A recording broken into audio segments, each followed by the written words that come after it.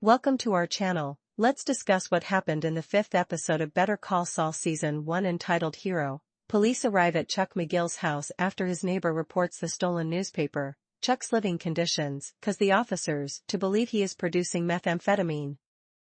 So they kick in his door and tase him. The publicity from Jimmy McGill's billboard rescue results in several new prospective clients, most of whom are not viable because of their eccentricities. After a fruitless day, Jimmy visits Mrs. Strauss, an elderly woman who collects Hummel figurines, one of which is a rare and valuable Alpine shepherd boy. He assists her with estate planning, which consists mostly of allocating her Hummels to friends and relatives. Mrs. Strauss finds Jimmy's personality charming. He offers to take half his fee in advance and half after her will is completed, but she pays the full amount up front in cash. That evening, Kim Wexler suggests Jimmy's success with his older clients might lend itself to a career in elder law.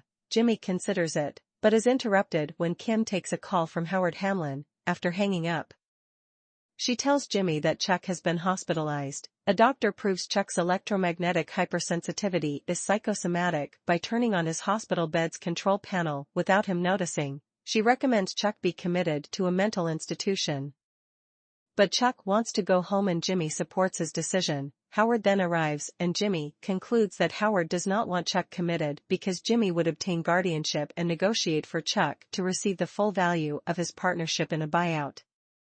Jimmy then threatens to have Chuck committed, but tells Kim he said it only to scare Howard. Jimmy brings Chuck home and discovers Chuck has learned of his billboard rescue. Jimmy promises a skeptical Chuck he will follow the rules in the future.